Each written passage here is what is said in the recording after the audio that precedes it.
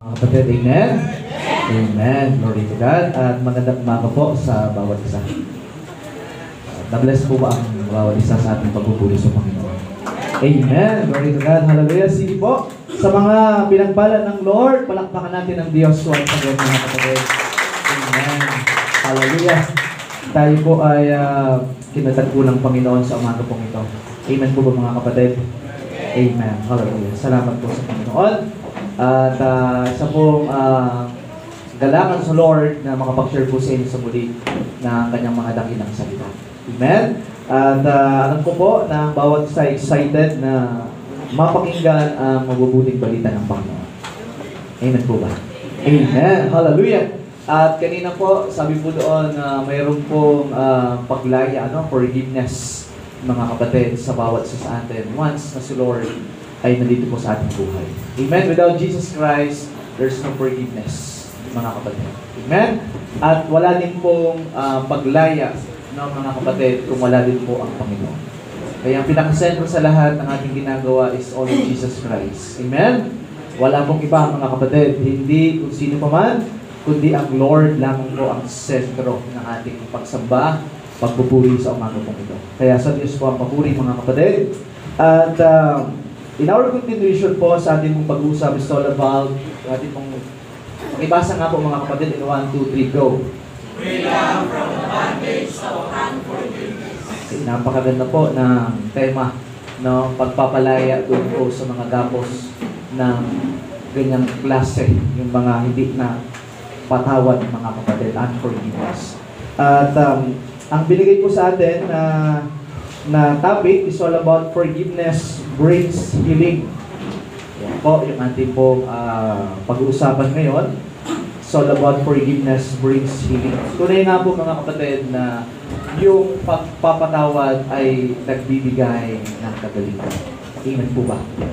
Kahit po sa ating mga pakiramdam, di ba, pag mayroon tayong kagalit, parang ganon, ay pag nagkaroon po ng pagpapatawad sa bawat isa, nagkakaroon po ng kagalakan. May kagaanan sa ating kalooban. Ibig sabihin, yung healing po doon, yung sama ng loob, yung galit sa puso ay nagkaroon na po ng kagalingan. Amen? At nagkaroon ulit ng pag-ibig. Kasi dahil po dyan, mga kapatid, kung ipapasok po natin yung pagpapatawad ng Diyos Ama, ay sa pamagitan po ng pag-ibig. Without the love of God, the greatest love of God, there's no forgiveness. Mga kapatid, wala pong pagpapatawad kung wala pong dakilang pag-ibig ng Diyos. At yung dakilang pag-ibig ng Diyos, mga kapatid, yan po'y nahayag sa buhay po ng ating Panginoong Jesus.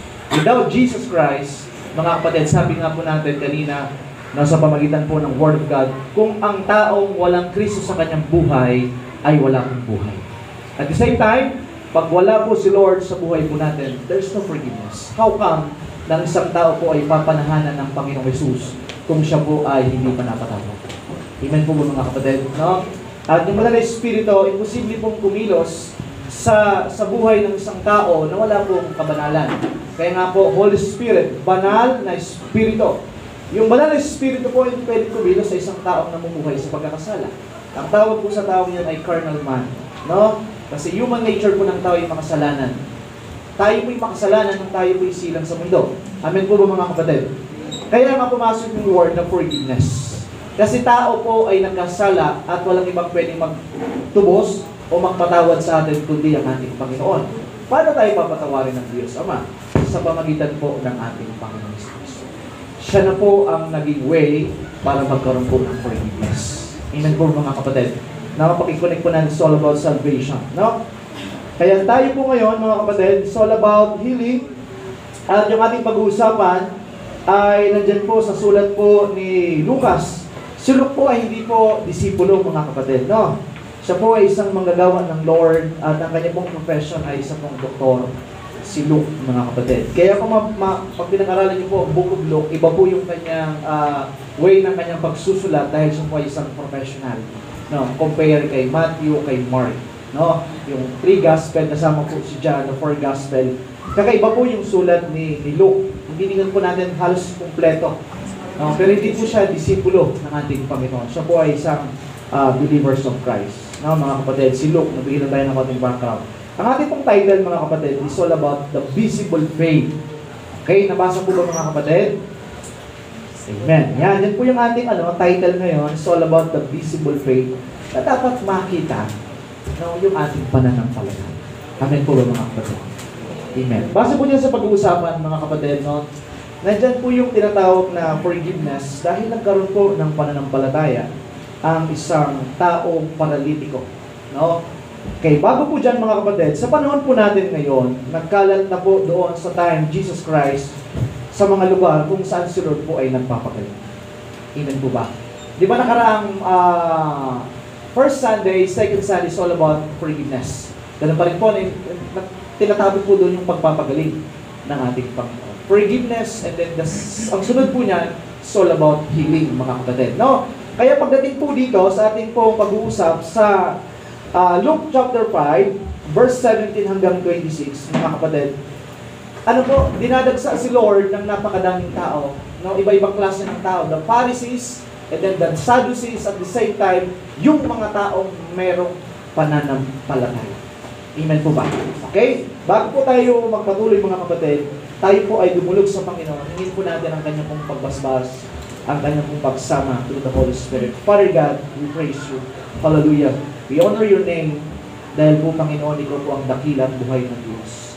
Karapat-dapat ka po Panginoon ang sanggunian ng lahat ng aming pong gagawin, especially sa umaga pong ito, sa pamagitan po ng iyong mga dakilang salita'y mahayag ang iyong kapangyarihan. Magkaroon po ng kalayaan, Panginoon, because we know God, hallelujah, ang katotohanan ang siyang magpapalaya o Diyos. Ay, we know God, sinabi mo sa iyong mga salita, you are the way, the truth, and the life, Panginoon. Yung katotohanan ang magpapalaya po, Panginoon, nagbibigay ng buhay.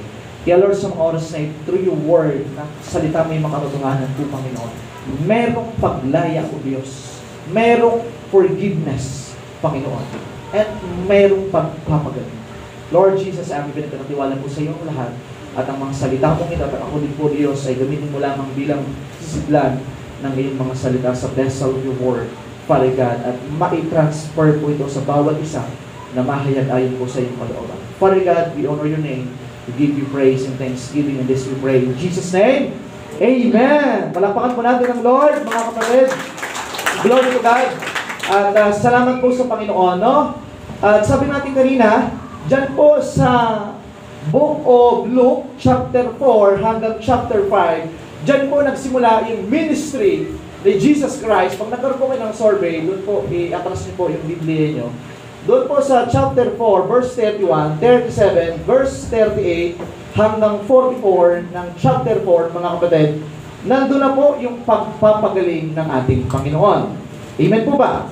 Amen. Pakibaba kapatid, nandyan po yan. Okay. Yan. Diyan po sa ating sa ating introduction, no, doon pa lang po sa verse 31 hanggang 37, marami na po pinagaling ang Panginoon.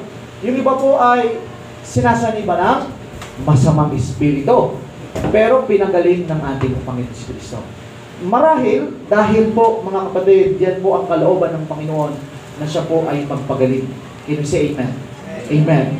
And then the second one, maraming pinagaling si Jesus Christ. Pag tinignan niyo po yung 38 hanggang 34, ang dami pong pinagaling ng ating Panginoon. Amen po ba? Kaya nga sa ating paglapit sa Lord, mga kapatid, na mayroong pananampalataya, visible faith, ay magkakaroon po ng pag-response ang Panginoon. Amen po ba?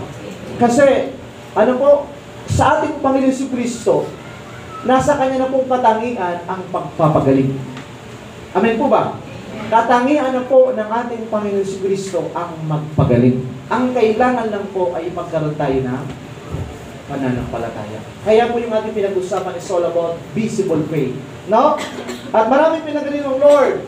At pagdating po ng chapter 5, yung ating pinag-uusapan ngayon, chapter 5, 12:6, mayroon pa po yan mga kapatid, na yung malubhang sakit sa balat, yung itongit, ay pinagaling po ng Panginoon. Kaya pag tinignan po natin yung salita ng Lord from chapter 4, ay puro po pagpapagaling ang ginawa ng ating Panginoon Kristo. Pero prior to that, yung verse 1 hanggang verse 11, nandun po yung pagtawag sa alagad, no? Mga kapatid, tinawag po yung mga alagad ng Panginoon. Si Peter, nagkaroon po ng encounter sa Panginoon. At pagdating po ng chapter 5, verse 17 hanggang 26, bumalik po uli yung ministeryo ng ating Panginoon Jesus, kung saan po siya muli ay nagpagaling. Amen. At yung po niyan, yung situation po diyan, may isang tao na ang karamdaman po ay paralisado. No, na-paralyze, mga kapatid. At doon po natin pag-uusapan yung about visible faith, no? At makikita po natin din yung pagpapagaling ng ating Panginoon Kristo. Presente pa rin po yung pagpapagaling, pero mayroong dapat nakaakibat. Amen po ba? Nasusundan, mayroong kaakibat doon sa pagpapagaling ni Jesus Christ doon po sa taong itong paralitiko. At ito nga po yung pananampalataya. Number 1, no? Faith that initiates. Ano pong ibig sabihin po nito? Pananampalataya na mayroong pagkukusang lumapit sa Panginoon. Amen po ba? Kasi sometimes, no, doon po sa crowd na yon, mga kapatid, ang daming pumunta pero walang nag-initiate na lumapit sa Panginoon at sabihin, Panginoon, may karamdaman ako po ay lumalapit sa iyo at nagnanais po ako na magkaroon ng kagalingan. No, yung dito na po sa situation po na to. Kaya naman po, makikita po natin yung pananampalataya na merong pagkukusa. Nag-initiate ka. Amen po ba mga kapatid? Kasi kulang yung pananampalataya. Yes, naniniwala ka sa Lord, base po dito. Pero wala naman pong nagnanais na lumapit sa Panginoon. Amen po? Marami tao dumadagsa. Pero yung ninanais na magkaroon siya ng kagalingan during the time, kasi po dumadagsa ang maraming tao. Tatlong klase po ng audience na mayroon po doon. Yung mga taong walang pananampalataya at mga taong may pananampalataya at yung mga taong, iskriba at mga Pariseyo. Binabantayan si Lord kung paano siya magpagaling, mga kapatid. Kaya naman, sa atin, mga kapatid, di ba, pag nagkakaroon po ng healing crusade, hindi lahat ng taong na nandiyan ay mayroong pananampalataya. Ang iba po, mga nanonood lang. Pero mayroong mga tao dyan na ang iba ay parang pulaan kung ano po ang ginagawa during the time ng pagpapagaling, mga kapatid. Ganon din po dito sa ating Panginoon Kristo. May tatlong klase siyang taong audience at glory to God. No, mga kapatid, nandito tayo sa isang tao na mayroong pong pananampalataya na nagkukusa, na makaranas po ng kagalingan. And verse, po dyan sa mga sumusunod, pakibaba kapatid, verse 18, may mga taong dumating na buhat-buhat ang isang lalaking paralitiko na nasa higaan. Ibig sabihin mga kapatid, hindi biro yung kanilang ginagawa, pero sila po ay mayroong inisyatibo. Amen po ba? Nag-initiate sila kasi kung titingnan po na napakadami ng tao. Kasi dinadagsas ang ating Panginoon Kristo. Kasi maraming nagnanais na makita ang Lord, mapakinggan po siya, at the same time, yung may mga pananampalataya, mga kapatid, ay makaranas din po ng kagalingan. At eto, mga kapatid, mayroong tatlong lalaki, sabi ko dyan, na buhat-buhat ang isang paralitiko. Mayroong pang-i-initiate. Kasi mga kapatid, minsan tayo, parang kulang May pananampalataya ka, pero ayaw mong subukan. Ayaw mong lumapit sa Panginoon. Kaya minsan, ang madalas na nangyayari po, pinapatawag pa natin si pastor, pinapatawag pa natin yung mga elders, yung mga leaders, para tayo ipag-pray. Meron ka naman pananampalataya, mga kapatid. Anong gagawin po natin? Ikaw na mismo ang lumapit sa presensya ng Panginoon at manalangin ka. At magsamo ka sa Lord, Panginoon, nahihirapan po ako. Puno-puno po ako ng problema. Marami po ako, Lord, na pagsubok. Hindi na kailangan ipatawag pa si pastor. Hindi na kailangan ipatawag pa si elders. Ikaw mismo, dahil kung meron kang pananampalataya, ikaw mismo mag-initiate. Amen po ba mga kapatid? Kasi hindi naman po sa lahat ng oras ng pagkakataon, nandiyan si pastor, nandiyan si elders, nandiyan si leaders. Ikaw mismo, Jesus Christ, always available. Amen po ba? Kaya ikaw na mismo ang lumapit sa Panginoon. Kung may problema ka ngayong umaga, may pagsubok ngayong umaga, magulo ang isip mo, yan man ay finances, family problem, personal problem, mga kapatid, wala pong imposible sa Panginoon. Amen po ba mga kapatid? Walang imposible sa Lord. Ang gagawin mo lang, magkaroon ka ng pananampalataya at lumapit ka sa Panginoon at dumulog ka sa Diyos. Amen? Huwag na natin antayin na puntahan ka pa ni pastor para ipag-pray. Pwede naman po yun mga kapatid kasi gampanin po namin yon at ng mga elders. Pero ikaw mismo, kumusta ka na lumapit sa Panginoon. Mag-pray ka na, lumuhod ka na sa Lord. At humingi ka ng tawad, mga kapatid. Kasi tayo po ay minsan dahil tayo po ay nagkakasala sa Lord, malayo tayo sa presensya ng Panginoon. Kaya nga, kailangan po natin ang pagpapatawad ng ating Panginoon Jesus para makalapit po tayo sa Kanya ng buong buhay. Amen po ba, mga kapatid? No? Faith that initiates. And then the second one, tingnan po natin, faith that persists. Ayaw ng Lord ng pananampalatayang, ano po? Ano po, ang ayaw ng Lord sa pananampalataya natin? Hindi nagpapatuloy. Pag may problema, ayaw na. Pero sabi ng Panginoon si Kristo, dapat yung pananampalataya mo ay nag-persist po ito. Ano po ang ginawa ng tatlo na buhat-buhat po yung paralitiko? Sinikap nilang ipasok ito sa bahay upang ilapit kanino? Kay Jesus. Hindi sila tumigil, dala-dala nila. Hindi po madali kasi ang dami po ng tao nagsisiksikan. At hindi sila na-discourage. Amen po ba, mga kapatid? Hindi sila nagdalawang isip na baka hindi namin mailapit itong paralitikong ito doon sa paanan o sa mismo sa kalapit ni Jesus Christ. Ano pong ginawa po nila? Sinikap nilang ipasok ito. Amen po ba, mga kapatid? Dapat ganun yung ating pananampalataya. Kung may problema ka, may pasanin ka, mga kapatid. Amen po? Ilapit mo ito sa Lord, ipagpatuloy mo hanggat hindi mo nararanasan kung ano po ang ibibigay ng Panginoon na pinakamagandang response ng Lord. Amen po ba? Sa pananampalataya, mga kapatid, minsan tayo po'y nagkukulang. Nawawala yung ating pong paniniwala sa Panginoon. Minsan nagdadalawang isip tayo. Pag nakikita natin yung dadaanan ay hindi maganda. Para bang walang liwanag, mga kapatid. Kaya yung faith natin, ano po nangyari? Nag-slow down. Pero po ito, pinilit po nila.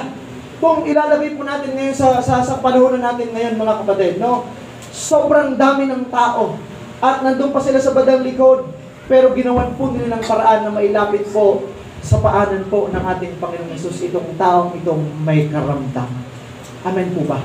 Na ipinapakita po doon na mayroon silang paniniwala at pananampalataya na ang Lord ay kayang pagalingin itong taong itong paralitiko. Amen po ba, mga kapatid? Nagpupursige sila. Dapat ganun din po sa atin, mga kapatid. Nagpupursige ka sa iyong pananampalataya. Kung may problema ka, ilubos sa Panginoon. Kung may pagsubok ka, huwag kang titigil. Kasi nangyayari po pag may pagsubok na umaatras na tayo. Para bang, Lord, ako munang gagawa nito ng solusyon. Mali, mga kapatid. Hayaan natin ang Panginoon ang gumawa ng solusyon at manatili tayo sa ating pananampalataya at dumiretso po tayo. Amen po ba, mga kapatid?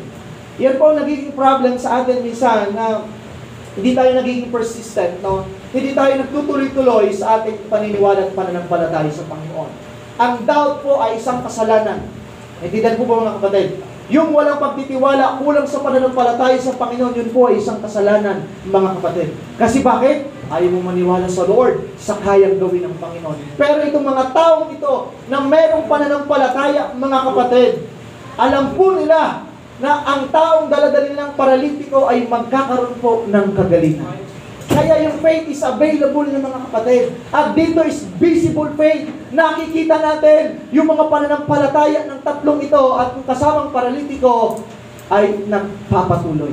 Amen po ba? May obstacle, may challenges. Sa atin, mga kapatid, may mga nararanasan po tayo sa pamilya. In every situation, mga kapatid, lagi po natin tatandaan na ang Lord po ay nariyan para suportahan ka, para tulungan ka. Amen po ba? Minsan tayo lang ang nag-iisip. Kasi bakit? Yung ating relationship sa Panginoon ay hindi ganun kalalim. Kaya nga napakalaga po sa buhay ng isang mananampalataya yung foundation natin. Yung pundasyon ng ating pananampalataya dapat po ay malalim. Amen po ba, mga kapatid? Kasi bakit? Pag may mga unos sa buhay, may mga problema, hindi ka titigil, diretso ka. Sa ngayon po, mga kapatid, hindi ko po alam kung ano po ang situation na meron kayo. Pero alam ng Diyos ang situation na meron kayo ngayon. At nakakasiguro po ako, kung kayo po ilalapit sa Panginoon na hindi kayo titigil, yung anumang sitwasyon na meron kayo ngayon na hindi maganda, ay kaya pong solusyonan ng Panginoon. Kasi ang Diyos po natin ay makapangyarihan. Amen po ba? Balik tayo sa ating pinag-uusapan. Now, verse 19, pero hindi sila makapasok, may obstacle. Dahil sa dami ng tao. Ano pong ginawa po nila? Kaya umakyat sila sa bubong at binutas ito o binutasan ito. Biririn niyo po yung pagsisikap ng mga taong ito, mga kapatid. Para lang itong daladala nilang taong paralitiko ay madala doon sa paanan mismo ng Panginoon. Binutas, mga kapatid, umakyat sa bubong. Madali po ba?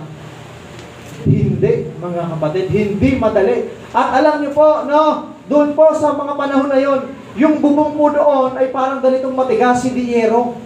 No, mga kapatid, kasi mga bricks ang ginagamit na time.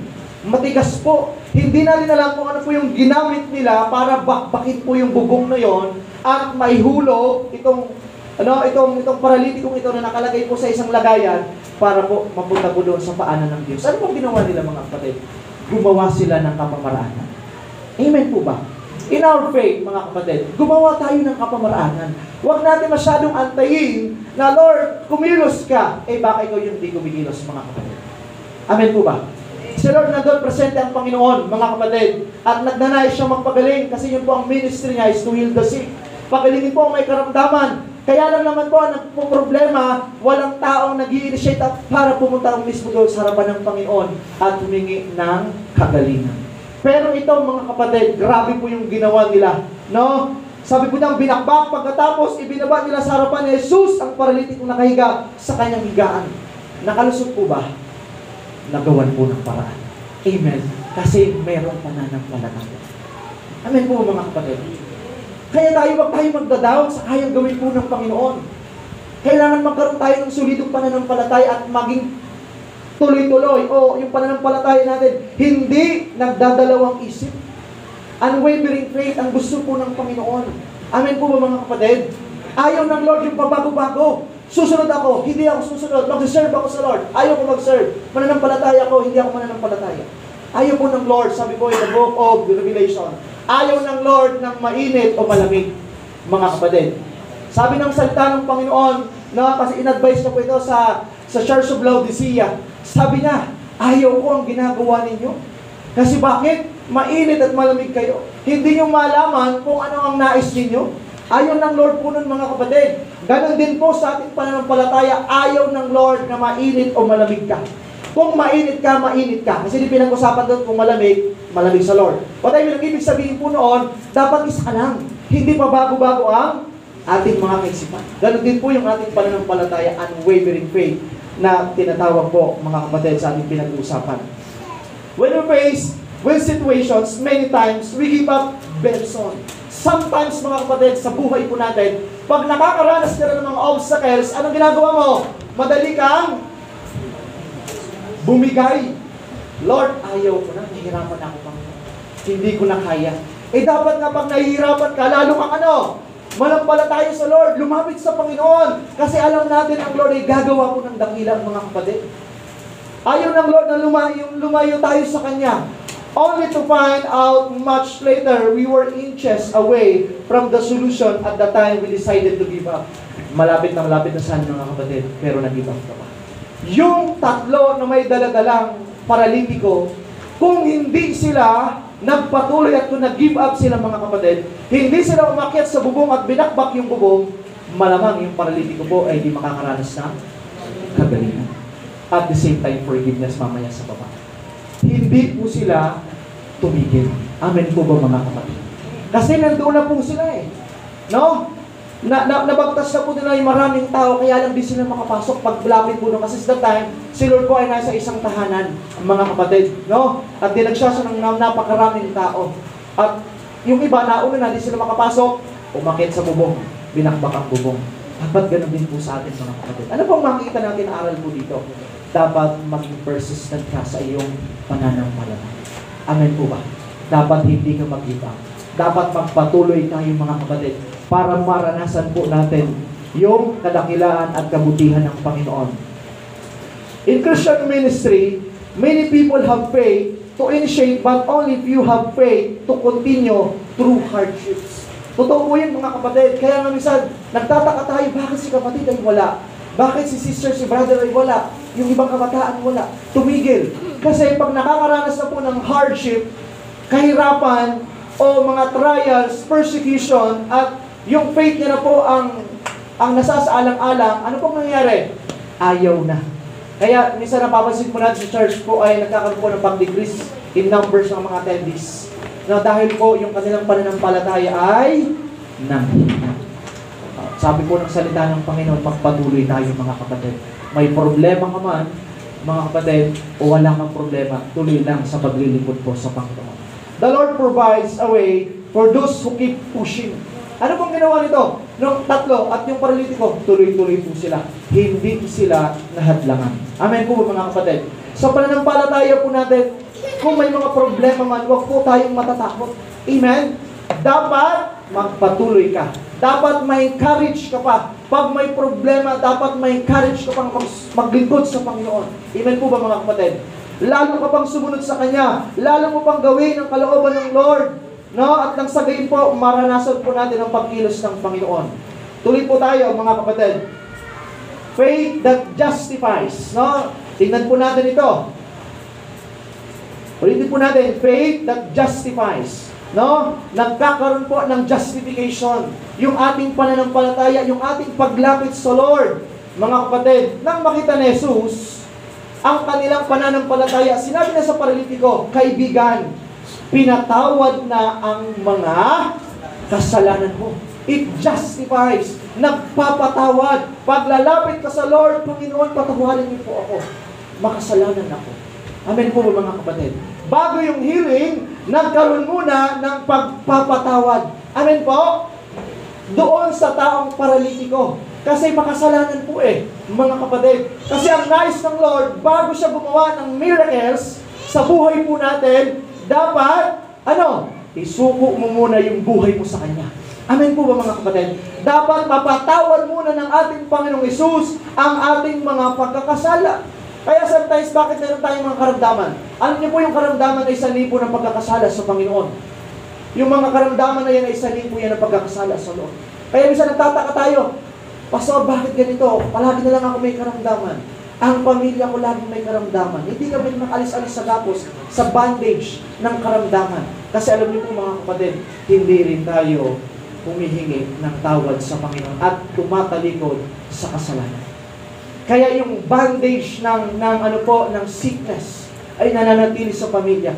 Kasi sumpa ng kaaway po yan Dahil po yan sa pagkakasala ng tao, kaya nagkakaroon po ng mga karamdaman. Pero tandaan niyo po mga kapatid, yung pagkapako ni Jesus Christ sa cross of Calvary ay package na po. Pinatawad ka, pinagaling ka, pinalaya ka, pinagpala ka. Mga kapatid, tandaan po natin yan. Kaya naman, sabi po ng salita ng Lord, huwag na tayong paulit-ulit sa paggawa ng kasalanan. Kasi para bang ulit-ulit natin ipinapako ang ating Panginoong Hesus. Naintindihan po. Kaya dito mga kapatid, dahil sa pananampalataya, faith that justifies. Amen? Pinatawad po ang taong itong makasalanan. Sabi niya, Jesus noticed the parents' need for spiritual healing as well as physical healing. Something no one else knows. Hindi po alam ng mga tao na yun na kailangan din po pala na magkaroon po ng spiritual healing. Yung taong paralitiko, para magkaroon siya ng physical healing. Kaya unang ginawa ng Lord, pinatawad anak ang iyong kasalanan. Ano po ang bumalik sa kanya? Siya po ay gapos ng kasalanan, bandage ng sin. At the same time, mga kapatid, yung Espiritong nasa kanya sa mga panahon po na yon, na hindi pa pinopronounce ng Lord na pinatawad ng iyong kasalanan ay yung Espiritu ng kaaway. Naintindihan po ba natin, mga kapatid? Tayo'y namumuhay pa sa darkness, sa kadiliman. Pero glory to God, mga kapatid, hindi lang pagpapagaling physically, kaya tayong pagalingin ng Panginoon spiritually. Sa mga ngayon, paralyzed in their spiritual life, sa inyo pong mga pamumuhay espiritu, para bang kayo po ay paralitiko. Kasi bakit? Aray, hindi makausap sa paglilingkod sa Lord. May obstacle. Hindi, kasi bakit? Paralyzed Paralyzed yung ating espiritu. Kaya nagkakaproblema mga kapatid. Kaya ngayon naman, sinasabi po ng salita ng Panginoon, kaya tayong pagalingin ng Lord spiritually. Can you say amen? Kasi yung tao na yun, hindi lamang po physical healing ang kailangan niya, pati spiritual healing mga kapatid, ma-born again. Amen? Yung kanyang spirito na sa diablo ay magiging Espiritu na ng Diyos na nagmumula sa Diyos, mga kapatid. Naintindihan po ba natin? Without, doon po sa magiging isang born again, malabo po ang isang tao, mga kapatid, na makaranas ng dakilang pagkilos ng Panginoon. Kaya si Lord, pronounce niya, anak, kaibigan, pinatawad na ang mga kasalanan mo. At doon nagsimula ang pagpapagaling ng ating Panginoong Jesucristo. Amen po ba? Sa ating ngayon na may mga karamdaman, mga kapatid, na hindi matapos-tapos na uri ng karamdaman. Yan po ay isang curse, yan po ay sumpa. Maging sa pamilya, na kung bakit lagi may problema, kung bakit hindi makalaya-laya sa anumang klase ng karamdaman, yan po ay curse. Binibigyan tayo ng Lord ng karunungan, na yung curse na yan ay dapat maputol. Intindihan po ba natin, mga kapatid? Kasi, sabi po yan, yung bandage na yan, kailangan yan maputol. Kung may kasalanan, na hindi pa naisusuko sa Panginoon, ito yung tamang panahon o ng mga nakaraang linggo pa kasi pinag-uusapan na yung bandage ng kasalanan, mga unforgiven sin na kailangan isuko mo na sa Lord. Amen po ba? Para mga kapatid, magkaroon tayo ng kalayaan dyan sa pagpapagaling sa ating karamdamang pisikal. Naintindihan? Pero, hindi po gagaling yan, mga kapatid. Hindi tayo makakalaya sa gapos ng karamdaman kung hindi tayo gagaling spiritually. Amen po ba? Sinong kailangan mo? Ay ang Panginoong Hesus. Magkaroon ka ng maayos na relationship sa Lord. Magkaroon ka ng devotion sa Panginoon. Amen? Personal devotion. Yung personal relationship natin sa Panginoon. Ang magiging isang way para yung karamdaman, yung mga sumpa na yan ng karamdaman, na dala ng pagkakasala ng tao, yan po ay alisin po ng Panginoon. At mapalaya po tayo. Amen po ba? Nasusundan po yung ating pinag-uusapan dyan po sa taong paralitiko. Nakaranas po siya ng kagalingan, mga kapatid. Amen. Sino po sa atin dito ang nagnanais ng kagalingan physically? Taas natin ang ating mga kamay. The Lord is our healer. Jehovah Rapha. Jesus is our Lord, mga kapatid, na nagpapagaling. Pwede na pong ibaba, mga kapatid. Glory to God. Nang Diyos po ang dakilang manggagamot. Ang Diyos po, the great physician's doctor. Amen? Marami na po na nagtatry na pumunta ng doktor, pero ayaw gumaling, mga kapatid. Kasi bakit? May problema pa spiritually.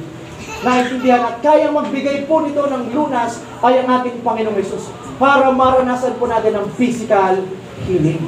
Yung physical na pagagaling, mga kapatid. Ayusin po natin, Lord, ako po ay nagkulang sa iyo. Malayo po ako sa iyo, Panginoon. Kaya naman, Lord, yung aking po ang spiritual na pamumuhay ay hindi maayos. Mga kapatid, tulad po ng tatlong itong paglapit sa Lord. They have faith. Mayroon silang pananampalataya, lumapit sa Panginoon at pinatawad ng Panginoong Hesus yung kanilang pagkakasala. Sa mga ngayon po ay namumuhay po sa pagkakasala, mga kapatid. Ang Lord po natin na hindi po tawag po dyan, magagalitin. Binibigyan tayo ng many chances. Binibigyan tayo ng maraming pagkakataon para ayusin po ang lahat. Amen po ba, mga kapatid? Ang mahalaga, tayo po'y sumusunod sa nais ng Panginoon. Kasi ang gusto ng Lord, makita po ito sa buhay po natin. At din sa taong paralitiko, pinatawad ng Lord, mga kapatid, nagkaroon po ng spiritual healing at the same time, nagkaroon po ng physical healing.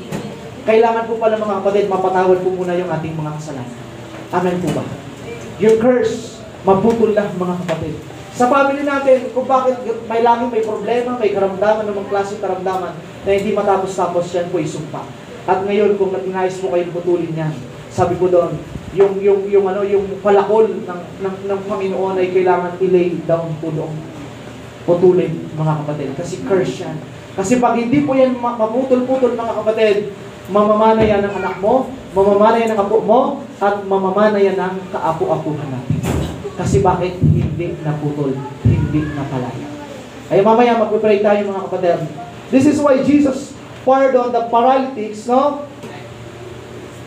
Diyan po sa Luke chapter 20, the same time, dun po sa chapter 5 ng John, Jesus warned the paralytic at the pool of Bethesda, whom He healed, not to continue in sin and prevent something worse from happening to him.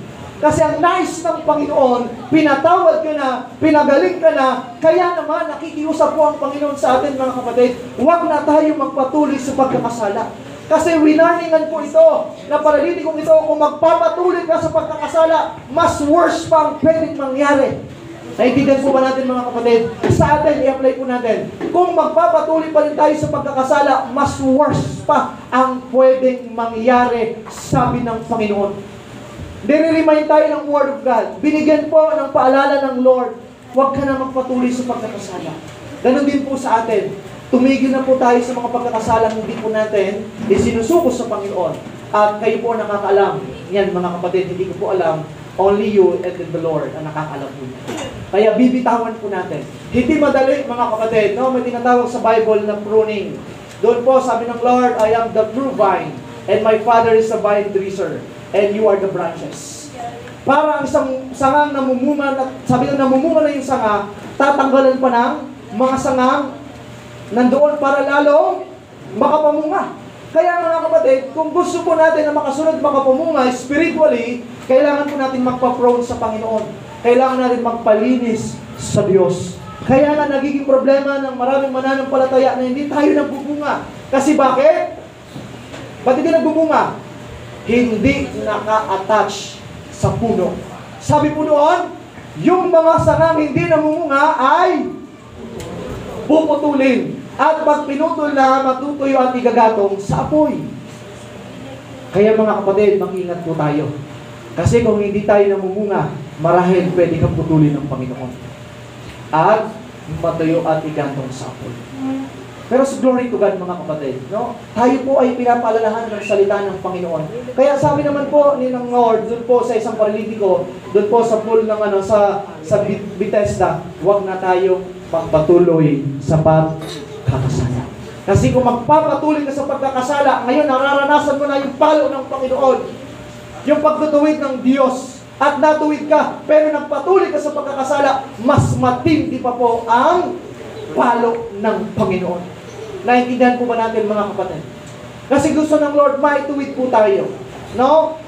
At ngayon, mga kapatid, in our conclusion, faith that obeys. Marunong sumunod, pananampalatayang marunong sumunod. No? Ano po ang sabi? Dito na po kasi papatunayan ng Lord, mga kapatid, na hindi na siya nagpapagaling physically kasi mayroon pong dyan, yung mga Pariseo na pinatawad ng Lord yung kanyang mga kasalanan. At dito po, faith that obeys. No? At sinabi niya sa paralitiko, tumayo ka, buhatin mo ang higaan mo at umuwi. Ito po yung confirmation na hindi lang pinagaling physically ang paralitikong ito, kundi pinagaling din po spiritually. Amen po ba mga kapatid? Katulad po sa atin ngayon, no, na nakakaranas sa anumang klase ng karamdaman, magkaroon ka ng pananampalataya at sumunod ka sa Panginoon. At sabi ng Lord, dito sa paralitiko at ganoon din po sa atin, tumayo ka. Kasi ilang beses po tayong nadapa sa pagkakasala. Amen po ba mga kapatid? At ayaw na natin muling madapa sa pagkakasala kasi mahirap po bumangon. Mahirap po bumalik na tayo po ay makabalik sa presensya ng Panginoon. Many times na tayo po ay nadapa sa paglilingkod sa Panginoon. Ngayon naman po, sabi ng Lord, kapatid, bumangon ka. Amen. Tumayo tayo. Ayusin natin yung ating spiritual life. Ayusin natin yung ating buhay. Kasi ang gusto po ng Panginoon, maayos yung ating paglilingkod sa Kanya. Amen po ba? Amen. Kaya sabi po dyan, buhatin mo ang higaan mo at umuwi ka. At ano po ang response ng paralyzed? Tumayo agad ang paralitiko sa harap ng lahat. Na-witness po ng lahat. Ganun din po sa atin, mga kapatid. Yung pagbabago, yung healing spiritually, dapat ma-witness po ito ng karamihan. Amen? Na dapat nakikita sa atin na mayroong pagbabago, na pinalaya na tayo ng Panginoong Hesus sa gapos ng kasalanan. Amen po ba? At dahil napalaya ka na ng Lord sa gapos ng kasalanan, dapat ito po ay mayroong inward, transformation. Amen. Mayroong pagbabagong nakikita sa iyo. Number one, yung ating mga pag-uugali, yung ating mga pananalita, yung ating mga paggawa, na makita po yung buong transformation. Amen. Na ma-witness ng maraming mga tao para naman po maparangalan po ang ating Panginoong Hesus. Amen po ba? At naparangalan po dito walang iba kundi ang ating Panginoong Kristo. Kasi na-witness ng maraming mga tao po doon na pinagaling ni Hesus ang taong ito spiritually at physically. Ganon din po sa atin mga kapatid, na ma-witness naman po ng mga kapitbahay natin, ng kaibigan natin na nagbago tayo, na born again tayo. Amen? Yung ating spiritual life ay lalong naging mas mayabong para makapagbunga tayo. Kasi pag hindi po ito nakikita sa atin yung pagbabago inwardly, mga kapatid, mahirap mag-testify, mahirap mag-witness. Amen? Mahirap mag-share ng gospel. Kasi bakit? Hindi nakikita yung pagbabago sa buhay po natin. May example po ako sa inyo. Katulad sa pamilya, huwag na tayong lalayo sa family po mga kapatid, kasi lahat naman po dito ay member ng isang family. Paano natin sasawayin yung ating mahal sa buhay, yung asawa mo, kapatid mo, tatay mo, anak mo, kung ikaw ay gumagawa ng kasalanan? Paano natin papangaralan kung tayo mismo ay hindi natin ginagawa yung ating ipinapangaral? Kaya dapat magkaroon po ng pagbabago. Amen po ba mga kapatid? Tulad po nito ng ating pong nawi-witness ngayon, no? Binuhat nga niya ang kanyang higaan at umuwing nagpupuris sa Diyos. Labis yung kagalahan kasi nagkagaroon po ng kagalingan spiritual at the same time, nagkaroon po ng kagalingan physical. Amen po ba? Grabe yung grasya at biyaya ng Panginoon. Kung magkakaroon tayo ng pananampalataya sa Panginoon Jesus. Amen po ba mga kapatid? Amen. Kaya ngayong umaga, tuloy po natin. Jesus forgave the man for his sins and validated them with miracle. Yung sinasabi ko kanina, Jesus actually commanded the paralytic to get up from his bed and go home, to which he obeyed in faith. Amen po mga kapatid. Kasi kung yung paralitiko, kasi pre-announce ng Lord, pinatawad ka na ng iyong pagkakasala. At ang kasunod, ano sabi po doon? Tumayo ka. Kung walang pananampalataya itong paralitikong ito mga kapatid, sa tingin mo tatayo siya, ilang taon pong siyang paralyzed. Malamang matagal. Hindi sana yung buto niya na nakakatayo. Mahirap. Malamang, sabi nakahiga Pero sabi ng Lord, kinuman ng Lord, tumayo ka. Nakita niyo po ibig ko sabihin? Nakita po natin mensahe ng Panginoon, tumayo ka. Ibig sabihin, nanampalataya itong paralitikong ito. Na siya po ay magaling na. At tumayo nga po yung paralitiko at binuhat ang kanyang higaan at tumuwing na nagpupuri sa Panginoon. Amen po ba mga kapatid? Naranasan, na-experience, natanggap ng paralitikong ito yung grasya, yung habag ng Diyos, yung biyaya ng Panginoon, spiritually and physically. Kaya ngayong umaga mga kapatid, tayo po ay tatayo at tayo po ay magpipray sa Panginoon. No? Bilang pagsunod sa Lord, if you have faith, ng mga kapatid, magpipray tayo sa Lord. Kung sino man po dito may problema, kung sino man po dito may karamdaman, mga kapatid, ilapit natin sa Lord. Amen po ba? Sa mga namumroblema, no, nahihirapan sa buhay, ang Lord naman po, mga kapatid, sabi ng Lord, ang aking pamatok ay magaan. Amen po ba? Magaan po, mga kapatid, ang pamatok ng ating Panginoon. Ang kailangan lang po natin ay sumunod. Tumawag sa Lord. So may mga problema financial, no? Finances. Ang Lord po ay mabiyaya, mga kapatid. Napakabiyaya ng Lord, no? Kaya ngayon, kung sino po may problema doon po sa finances, kailangan po natin maputol yan. Amen po ba? Magkaroon po ng breakthrough sa ating finances. Sa may mga karamdaman, magkaroon po ng kagalingan. Amen po ba mga kapatid? Kayang gawin ng Lord. Kasi biruin niyo po yung paralitiko na yon, mga kapatid. No, hindi siya nagsalita, pero pinagaling siya ng Panginoon. How much more tayo ngayon magsasalita sa presensya ng Lord at hihingi po ng kagalingan. Ang Diyos po ay mabiyaya at kaya niya po magpagaling, mga kapatid. Sa mga naman ng problema po sa family, no, mga kapatid, nothing is impossible sa ating Panginoon. Kaya niya pong ayusin ang bawat membro ng pamilya. Amen? Kasi gusto ng Lord, maayos tayo makapaglingkod sa Panginoon. Kasi kung may mga baggage o mga, sabi po doon, mga dala-dala tayong mabigat, hindi tayo makakaserve ng maayos sa Panginoon. Gusto ng Lord, magaan yung ating pagsiserve sa Panginoon. Maayos, maluwan yung ating pagsiserve sa Panginoon. Kasi kung hindi maalis yung mga pabigat na yan sa paglilingkod sa Lord, hindi tayo magagamit ng Lord mightily. Amen? Kaya tayong lahat at tayo po ay lalapit sa Panginoon. Hingit po natin ang presensya ng Lord. Ang pagpapagaling ng Lord, hallelujah. Kahit po sa ating spiritual life, yung status ng ating mga spiritual life, mga kapatid, tingnan po natin kung ito ba ay malayo na sa Panginoon o mahina na.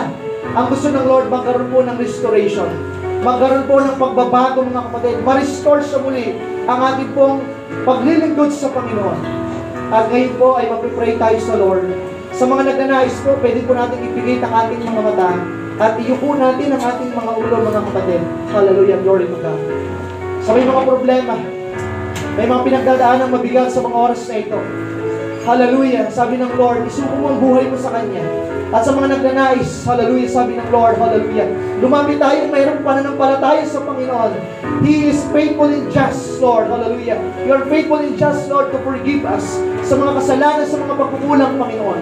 At pwede natin itaas ang ating mga kamay bilang simbolo na tayo po ay nagpapakumbaba sa harapan ng Panginoon, na wala tayong magagawa without Jesus. At ngayon, salamat sa Panginoon na tayo po'y sumusunod sa Kanya. Thank you, Father God. Wala pong nakakakita po sa inyo.